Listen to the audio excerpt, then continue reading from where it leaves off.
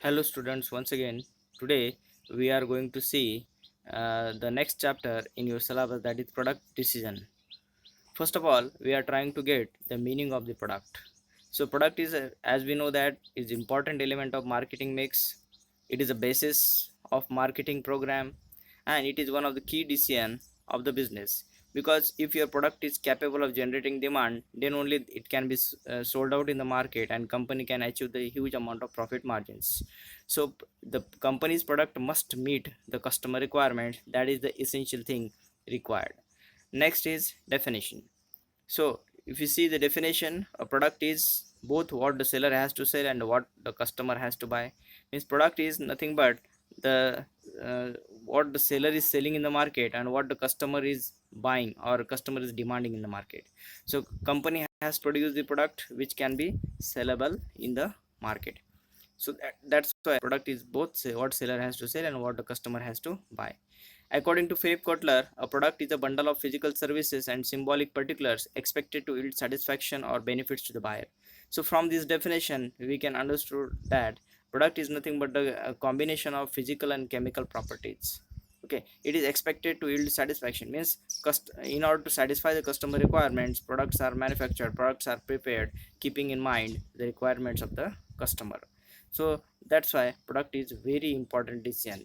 So if you try to understand the meaning of product from two different perspectives, from the narrow perspective, product is nothing but a combination of physical and chemical properties. If you consider the wider perspective, it means that it consists of brands, packaging, colors, designing, etc. Then we are switching towards the classification of the product. So products are generally classified into two distinct categories, that is consumer goods and industrial goods. What is the meaning of consumer goods? Consumer goods means those goods which are used on routine basis by the consumer. Those goods are called as a consumer goods. And industrial goods are those goods which are generally utilized for the manufacturing process in the industry sector. So those goods are called as industrial goods. First of all, we are trying to get the meaning of consumer goods. The consumer goods are further subclassified into convenience goods, shopping goods, specialty goods, insistence goods. So first of all, we are trying to understand what is the meaning of convenience goods. Convenience goods are those goods which are purchased by the customers on a regular basis. It it requires little shopping or minimum efforts. These products are generally non-durable and consumed rapidly. If you want to see the examples are household products, soft drinks, newspapers, soap, medicine, etc. These are some of the examples of the convenience goods.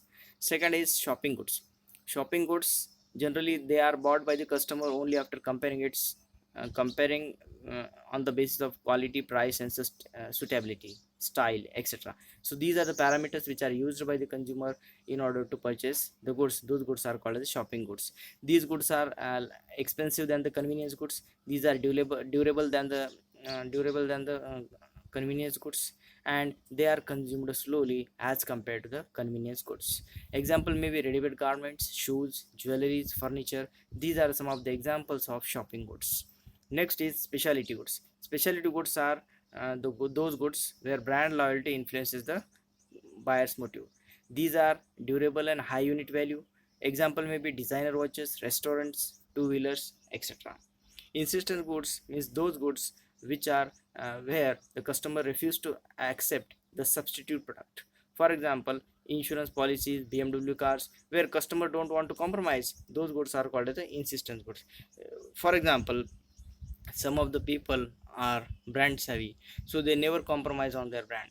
If a particular customer wants to purchase the iPhone, he will only purchase iPhone. He will not accept any substitute instead of iPhone. So these goods are called as insistence goods. Then these are the industrial consumer goods. Then industrial goods, raw materials, semi-finished goods, fabricated materials, and equipments. Raw materials means the materials which requires further processing to get converted into finished product or final product. Example may be agricultural produce like cotton, oil, seeds, rubbers, etc. Semi-finished goods, the goods which are neither finished nor raw, those goods are called as semi-finished, where the process has been started but process is not ended to get converted into final product. So these goods are supplied from one department to another or from one unit to another. Example may be steel, lead. Then fabricated materials. Fabricated materials are those materials which are generally gone through the complete manufacturing process but which does not change its original form. It reaches to the consumer only after assembling with the main product. For example, electric motors, batteries, engines, tires, etc. These are the examples of fabricated materials.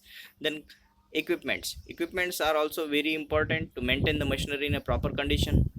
So equipment may be again further subclassified into installation, accessory equipments, and operating supplies. Installation example maybe machinery, boilers, sawmills are installed in order to carry out the manufacturing process.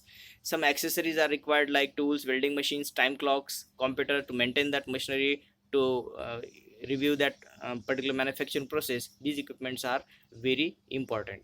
Then operating supplies, it consists of fuel, coal, gas, cleaning materials. These are very important operating supplies which are used in order to run the machinery. So this is how the classification of the product takes place.